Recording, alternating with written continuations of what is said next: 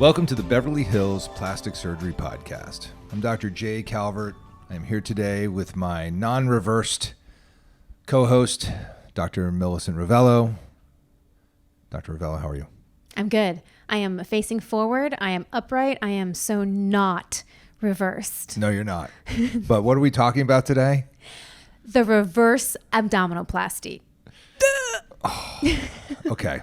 There's a reason why this is tough. It is really tough. So let's. It's not that it's tough to do.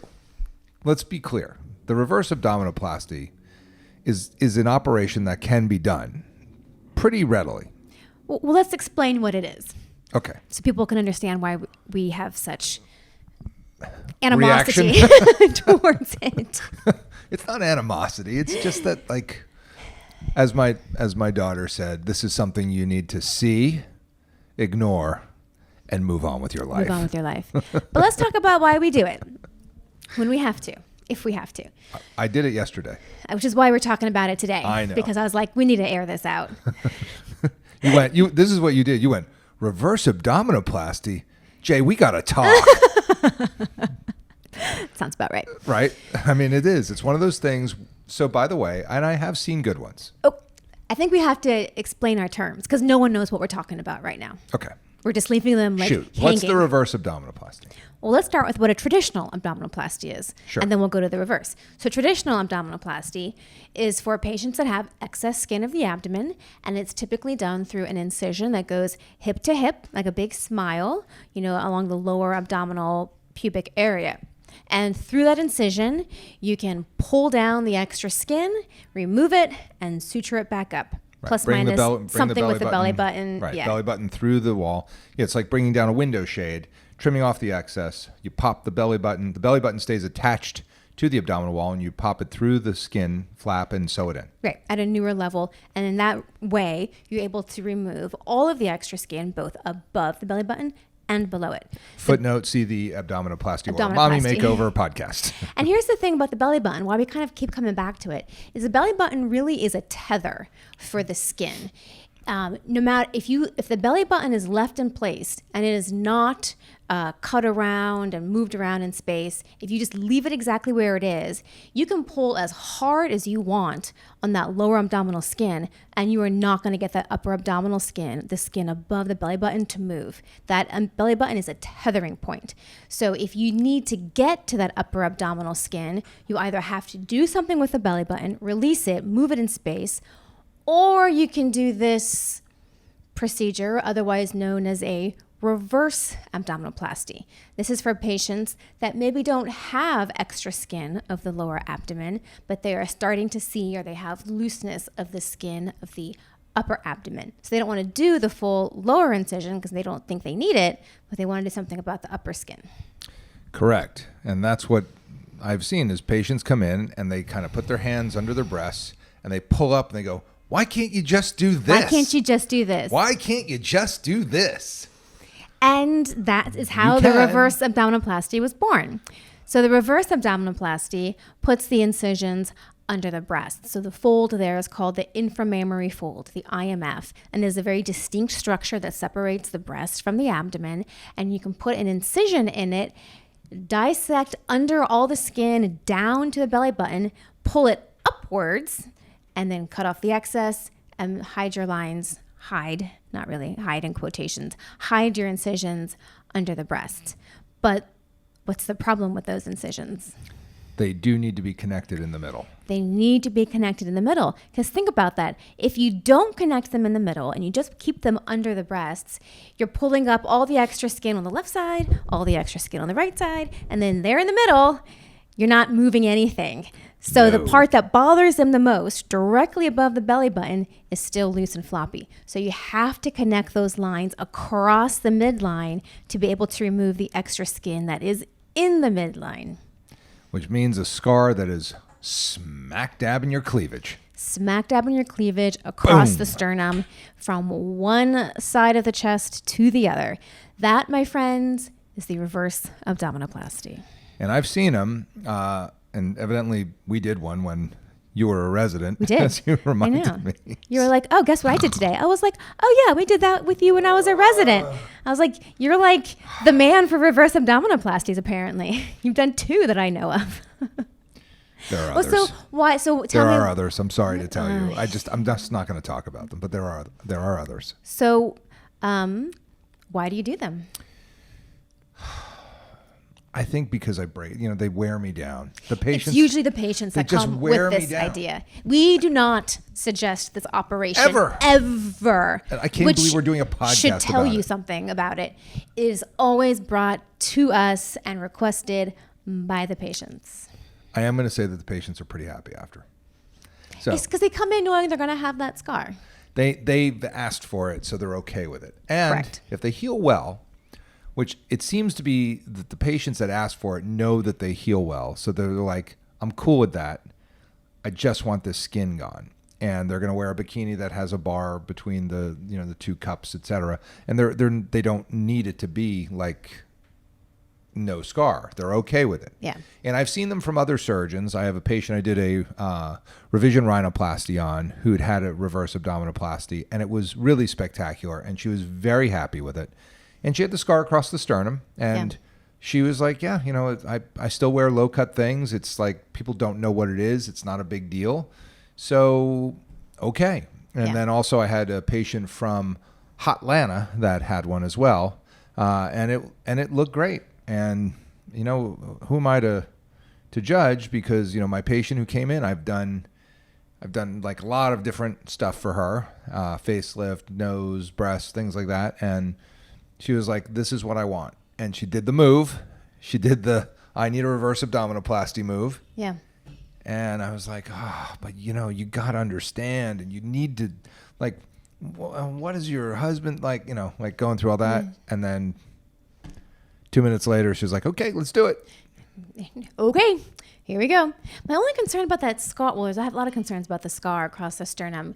A, that it is visible, but B, like scars in the midline in the sternum, they have a higher chance of keloiding compared to other scars in the body. So even if you do scar really well, maybe say on your breast lift or something like that, any scar that goes across the midline in the sternum area, a little bit higher chance of being thick and raised and not healing great, which is an awful place to have a not healing great scar. So that's another hesitancy I have. But let's talk about what the other options are for these patients. So typically these patients maybe haven't had a baby, so they don't have a lot of extra skin. They don't need to have their stomach muscles repaired or put back. They don't have a rectus diastasis. Correct. And the only thing that's really causing them concern is that they are getting older and their skin has lost their elasticity, so it's starting to hang. And it's hanging over the belly button, not so much the lower abdomen. They never had kids. That area is not stretched out. It tends to stay tighter longer. So what are the other options for these patients if we don't do a reverse abdominoplasty?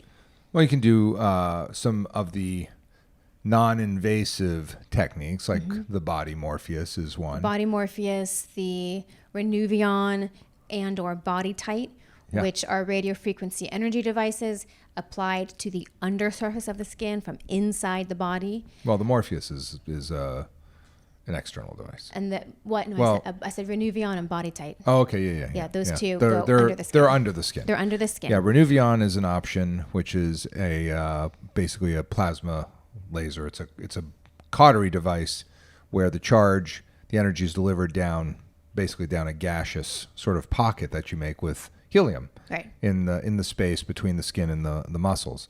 And we like the Renuvion. It works. It's good. Renuvion works. It's not the same as cutting out the skin, but it does provide you the highest level of tightening that you can get from a non-excisional way. And then the Body Morpheus is applied on the surface of the skin, similar to a laser. Stamp, stamp, stamp, stamp, stamp. You can do that a few times.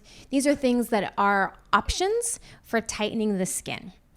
The other thing you could do is a traditional abdominoplasty. The problem with these patients is that they usually don't have enough skin to be able to remove the section of skin from the lower incision to the belly button.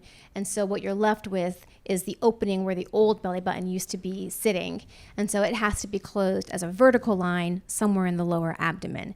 And so the trade-off is that you can get all the extra skin pulled down tight through that lower incision, but you also have an additional, 1.5 inch vertical incision in the lower abdomen. And that's the trade-off for that. Right, which is not the end of the world. I've seen a lot of that actually, and I don't do that a lot. I try not to do that.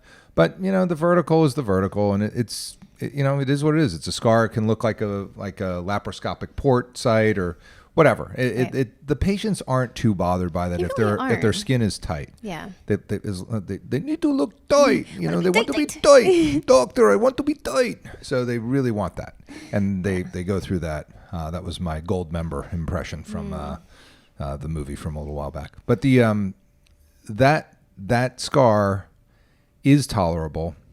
To me, the reverse abdominoplasty scar. So there are other problems with the reverse, which I have seen. I saw one where they did not connect in the middle. This was a long time ago. This was in 2005 or 6 when I first started practice. This patient came in. She said, well, I had a reverse abdominoplasty, but I think it needs to be revised. And she showed me these scars that had drifted under the inframammary fold. They were like 3 or 4 inches, like half moons under the breast with no connection in the midline. And it was awful. That's gnarly. They had drifted apart. Like they just looked terrible. And I was like, oh my God, what is this operation they did? She's like, well, it's a reverse abdominoplasty. And my point was they should have connected in the middle. Yeah. And it looked like they just wedged out some skin and closed it. Yeah, they probably didn't undermine the deep fascia. Like there's ways you can do that to make sure that the scars don't drift. But that is always a concern. I mean, gravity is going to pull on these scars. So it's always a possibility that the scars could drift below the breast. And the fold itself, that is a very functional fold. It is designed to hold up the breasts and keep them in place. So you really have to be meticulous with how you suture it back together, make sure that you don't mess up the fold of the breasts now. And I will tell you that yesterday when we did do this, I did progressive tension sutures the whole way up, basically 3 or 4 rows of them, especially in the midline, because I was like, if I can stick this flap down, I don't need drains, which is great. So I did a drainless reverse abdominoplasty. Good job, doctor. Do I have to social media that out now? Yes. No, because this is something that you're going to see, ignore, and move on with your life. Words of wisdom from Jay's daughter. So that is, I think, really important to do those progressive tension sutures because that looked good. I mean, I'm not gonna lie. When it was done, we were like, all right, that does look good. I mean, it makes sense because it's that move that all of us do when you're trying to tighten up your stomach. Oh, just do this. Just do this. Why can't you just do this? Just lift this. It's like when you're getting ready for your facelift and can you just do this? It's just do this. Here, give me the stapler. Well, that is the move. That is the move. So I can see why it would look good. You got to get a handle on those scars. Yeah, as long as you're cool with the scar across the sternum, and this patient does heal extremely well. You can't tell there's facelifts, nothing. It's like you go looking, you got to really look. Yeah. And you got to be, I think you probably have to be on the thinner side too, because if you're moving a big, thick flap, you're going to get a bulgy dog ear in the center part, where the fat's going to sort of bulge up. So I think you got to be a little on the thinner side with not a whole lot of extra fat. This is really a skin only procedure here. Yeah, but you do have to undermine all the way down to the belly button. That was it was interesting because one of my assistants was like, why do we have to undermine all the way down to the umbilicus? I was like, because the whole point is the skin is loose down there. So if you just pull the top part, the rest is still fixed in position. The part that's bothering you her have to undermine all the way. Is the skin hanging over the belly button. Yeah, so you do have to undermine all the way down to the belly button so that skin comes up. And when we were done, her belly button was actually sort of smiling up. Hello. It was nice. And, she saw it today and was like, oh, yeah. That's what I wanted. I was like, I know. There you go. I know. Let's let the scar gods, shine upon this scar and heal well. Because if it does, everybody's happy. Everybody's happy. And if mama ain't happy, ain't Nobody nobody's happy. happy. So hopefully it's going to be good. But it went very well, and I think it's good that we talk about it because I know it gets done. Yes. And- Obviously, yeah. And evidently I've done some. I don't know what to say about that. You Trying to recalled keep- that pretty quickly, too. You're like, oh, yeah, we did one of those. I was like, oh, yeah. That's right. You know, if it works, people want it. It's an option. But I think we've said everything we need to say about this procedure. Are you going to do one? Yeah. Never say never. Okay. Never say never. I think that works. In that case, Dr. Rovelo, this is the Beverly Hills Plastic Surgery Podcast coming to you from the 90210.